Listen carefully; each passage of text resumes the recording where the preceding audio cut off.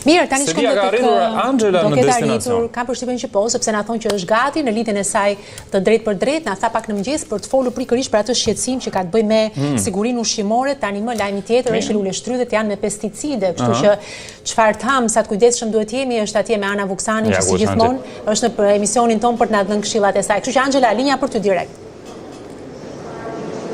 Ju falenderoj, ashtu siç edhe ju e prezantuat me zonjën Ana Vuksani, eksperte sigurisë ushqimore, do të flasim pikërisht nisu nga lajmi për hyrjen në tregjet shqiptare të luleshtrydheve me pesticide. Çfarë është kjo ngarkesë dhe sa të rrezikshme janë këto pesticide që janë gjetur në luleshtrydhet, të cilat kanë qarkulluar në tregjet shqiptare dhe ndoshta janë konsumuar? Atëherë në fakt nuk kemi të bëjmë me një ngarkesë, kemi të bëjmë me 4 ngarkesa. Ne kemi informacion si gjithmonë pas 2 muajve, vetëm për ngarkesën e parë e cila ka qenë në datën 17 shkurt, dhe ne njoftojmë në 4 prill, pra pothuajse më shqetësuese është fakti që ne nuk kemi asnjë informacion në lidhje me sasinë e 3 ngarkesave të tjera. Pra, institucioni ka thënë vetëm 52 kg. Kështu që unë dyshoj që 3 ngarkesat e tjera ka një sasi shumë më të madhe, dhe fakti që si zakonisht është bërë trendi tani, institucionet nuk japin asnjë lloj informacioni, duke ekspozuar vazhdimisht konsumatorin me riskun ndaj ushqimit. Për sa i përket pesticideve, kjo është bërë tani po bëhet si pjesë si një telenovel, sepse ne e dim pjesën e mandarinave që kishim gjatë muajit dhjetor, 4 ngarkesa të tjera, që dhe sot e kësaj dite, pavarësisht se ministria në atë kohë na tha që janë asgjësuar, ne sot e kësaj dite nuk kemi info për destinacionin e tyre. Pra, unë jam edhe pedagoge dhe ju e dini sa herë që ju jap një leksion studentëve, u bë një rast studimor për ta kuptuar më mirë. Pra, Autoriteti Kombëtar i Ushqimit, dhe nëse deri tani nuk e dinte mirë si të operonte, e kishte rastin studimor, pra rastin e mandarinave, për të marrë masa që të mos ndodhte edhe te luleshtrydhet. Kemi pothuajse identik të njëjtën situatë. Është problemi tani. Pse ndodhe njëjta gjë? Tek mandarinat, tek luleshtrydhet, tek produktet e tjera. Sepse mungon kontrolli. Mungon kontrolli, mungon transparenca, mungojnë kontrollet jo cilësore, sepse mungojnë ekspertët, mungojnë profesionistët, sepse në AKU, përgjegjësi sektorit që është për kontrollin e pesticideve në gjithë Shqipërinë, jo vetëm pesticideve, po dhe plerave, edhe fara fidanve, pra komplet inputeve bujësore, është teknolog ushqimor. Po kështu kemi dhe në rastin e Tiranës që nuk janë agronom ata që realizojnë detyrën, kemi mungesë transparence, kemi dhe korrupsion, pra shqiptarët, nuk ka asnjë lloj problemi, pse konsumojnë, sepse skandalizë skandalin, njëherë kishim mandarinat, pastaj parazitët në peshk, salmonelën, dhe ajo që duhet thënë në fakt, ne nga salmonela mund ta kushtëzojmë, si të thuash prekje nga ajo nëpërmjet një regjimi termik të caktuar në gatim, pra mbi 70 gradë, nëpërmjet higjienës personale, me marrjen e disa masave ne jemi në gjendje që ta kushtëzojmë disi. Për hir të vërtetës, mbetjet e pesticideve në organizëm nuk kanë asnjë lloj kushtëzimi. Pra janë më të rrezikshme këto? Janë shumë më të rrezikshme. Dhe e di kush janë, nëse nga salmonela kemi një helmim ushqimor, dhe pastaj janë target grupe të caktuara që, si të thuash, janë më të prekur, imuniteti komprometuar, fëmijët, moshat e treta, ndërsa këtu jemi të gjithë një lloj, për faktin që nuk ka shenja klinike të menjëhershme, por kjo shkakton dëme serioze, shumë serioze madje në afat gjatë. Dhe ajo që shkakton, për t'ja u thënë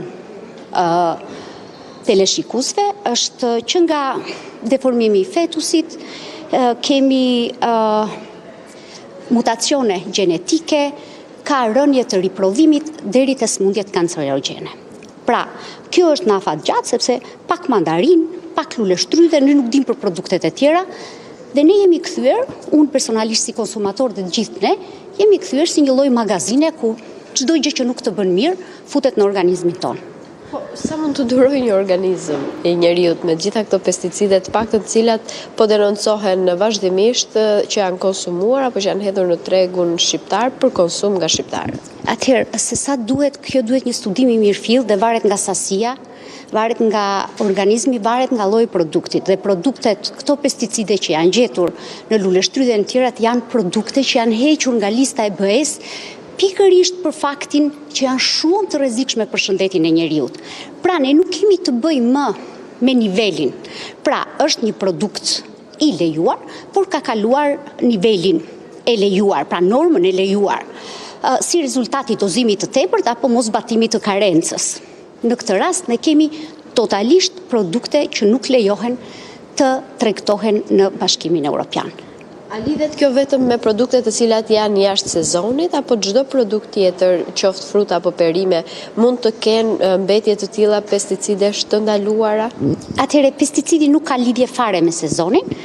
Pesticidi është një lloj si antibiotikët stan, pra kur një bim është e smur nga një smundje apo një parazit i caktuar, trajtohet me një produkt të mbrojtjes bimëve pikërisht për ta shëndetësuar këtë bim. Ajo që është e rëndësishme është fakti që duhet shtohen kontrollet dhe ndoshta duhet bërë një task force e përgjithshme nga qeveria kur kuptohet sepse Ministria e Bujqësisë del dhe thot që këto janë kontraband. Vërtet mund të jetë një indicie, por shteti është i gjithëve, shteti i ka të gjithë instrumentat, gjithë mekanizmat për ta luftuar, për të ngritur një task force, edhe për të parë nëse realisht është pjesë e kontrabandës, apo janë sasi të mbetura në farmacit bujësore, apo në magazinat të cilat po vazhdojnë të tregtohen. Janë më shumë të rrezikshme produktet të cilat janë importuar nga jashtë, apo edhe produktet shqiptare kanë rrezikshmërinë e tyre? Flasim gjithmonë për përmbajtje të lartë të pesticideve të cilat janë të rrezikshme. Atëherë, rasti i fundit tregoj që janë edhe pjesë e importit. Në këtë rast ishte grek. Dhe shteti ynë, sipas akuz gjithmonë ato njoftimet që unë nuk e di as kush i bën, sepse as nuk qëndrojnë as si struktur, as si fjali, as atë që duan të përçojnë. Lëre pastaj se sa vërtetësi dhe sa transparente janë kujdesur sepse thanë kemi njoftuar rastin. Pra janë kujdesur për të njoftuar konsumatorin evropian, për ne që jemi pjesa më e rëndësishme që janë për të na garantuar ne kemi zero informacion. Duhet që rasti të njoftoj për Shqipërinë që ne të kuptojmë dhe të marrim vesh që nuk është një ngarkesë, po janë dhe 3 ngarkesa të tjera. Dhe sot e kësaj dite ne kemi zero informacion, nuk e di nëse keni ju mediat, se çfarë sasie kanë këto të treja, kur është bërë analizat, sa është hedhur në treg, se 52 kishin thanë e hëngrë. Gjithmonë analizat dalin me vonesë dhe ne gjendemi para faktit që është konsumuar. Shkuam në treg dhe nuk gjetëm asgjë. Pyetja ime direkte për Ministrinë e Bujqësisë, për Autoritetin Kombëtar të Ushqimit, kush mban përgjegjësi për gjithë këto probleme që i shkaktojnë shëndetit tim? Sepse unë mendoj që e drejta ime si konsumator prevalon mbi çdo dëm ekonomik që mund t'i shkaktohet çdo operatori biznesi apo një subjekti të caktuar. A mund të dalloj një produkt i cili ka këtë përmbajtje pesticidi nga një produkt i shëndetshëm? Jo. Kjo është praktikisht e pamundur, pra ti nuk mund ta dallosh sepse ajo kalon në limfën e bimës dhe vetëm kur e konsumon dhe ajo që është problem, pra e thash, nëse salmonela nëpërmjet regjimit termik eliminohet, kjo edhe gjatë procesit përpunimit, edhe pse mund ta përpunosh, ta zihesh, se s'po flasim vetëm për luleshtrydhen, mbetja e pesticidit është aty. Është një lloj si në vajin e ullirit që pesticidin e kishte ulliri, fruti dhe ajo vazhdon të ngelet në produkt. Mund të themi që një rrugë e mirë për të siguruar shëndetin sadopak nga gjitha këto lloj rreziqesh që janë për këto produkte është që ta kultivojmë vetë atë dhe sa do mundemi ne që t'i marrim pikërisht tek më të besuarit, te fermerët më të besuar. Shikoj, kjo do ishte një rrugë e mirë, po ku do të gjejmë këto sipërfaqet e para dhe e dyta? Nuk është problem. Pra e rëndësishme është sepse edhe bimët, ju thash si njerëzit, si kafshët, kanë ato pjesën e tyre që mund të smuren, pra si dhe ne. E rëndësishme është që ti të mos përdorësh pesticide që janë hequr nga lista pikërisht për riskun që përmbajnë serioz, dhe e dyta të zbatosh karencën. Karenca është afati nga vjelja, do të thënë nga përdorimi deri kohën e vjeljes. Pra çdo produkt ka një kohë të caktuar që ti mund ta spërkatësh por nuk e vjen. Nëse ti zbaton këto rregulla, nuk ka mbetje pesticidi në organizëm, ose mbetja e gjurma e tyre është brenda normave të lejuara që nuk shkakton asgjë në organizëm. Po pesticidet e ndaluara, të paktën nga Bashkimi Evropian, a janë ato pesticidet të cilat përdoren lehtësisht vetëm jashtë Shqipërisë dhe më pas vinë në Shqipëri përmes produkteve, apo përdoren edhe në Shqipëri dhe kanë mënyra të ndryshme se si futen ilegalisht në vendin tonë? Atëherë, kur BE-ja në vendet e BE-s nuk do më thënë, kur i heq nga lista, i heq totalisht. Pra do të thotë që ato në vendet e Bashkimit Evropian, dhe ne e dim që Bashkimi Evropian është shumë i ndjeshëm ndaj shëndetit njerëzit dhe i kushton shumë rëndësi ushqimit, sepse ne mund të zhvendosim në kohë çdo dëshirë tjetër, ku diun blerjen qoftë edhe një palë këpucëve, një xhakete të makinës, nuk po them për gjëra më të rëndësishme, por nuk mund të zhvendosim në kohë një nevojë fiziologjike, sepse është nevojë fiziologjike dhe ne duhet ham 3 herë në ditë. Kështu që është shumë, do vazhdoj ta them, e rëndësishme fakti që institucionet duhet të kryejnë detyrën. Duhet të informojnë publikun, sa më transparent të jenë, aq më të besueshëm do jenë nga publiku. Sepse ne e kuptojmë që kudo që ka mungesë transparence, ka jo diçka, tani po kuptojmë që ka shumë për të fshehur. Dhe kur themi shumë për të fshehur, ne përballemi, nuk di ç'të them, brenda ka harkut kohor, unë i citova të dhjetori, deri tani të 4 muajve ne kemi grip i shpendëve, ja u thash, do të thënë se e kisha haruar gripin e shpendëve, ditë për ditë skandalin, sa ne nuk kemi në gjendje të analizojmë këtë që salmonelën, nuk e mbyllëm dot mirë me salmonelën, sepse plasi luleshtrydhja. Dhe ne informohemi gjithmonë nga rasti dhe nga media, që nuk është një rast, janë 4.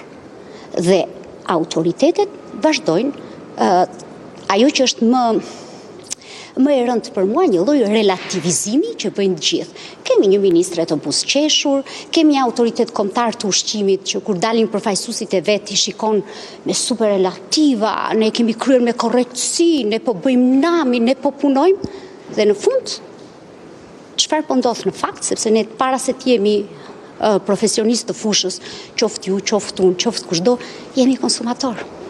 Faleminderit Shumana. Faleminderit Angela edhe Faleminderit Angela. Zonjës Ana, sepse vërtet shikojmë që shumë problem, shpresojmë që të ndalemi me kaq, sepse ajo është porta jonë sapo vjen dhe po zvoglohet me ushqime të shëndetshme. Urojmë shumë.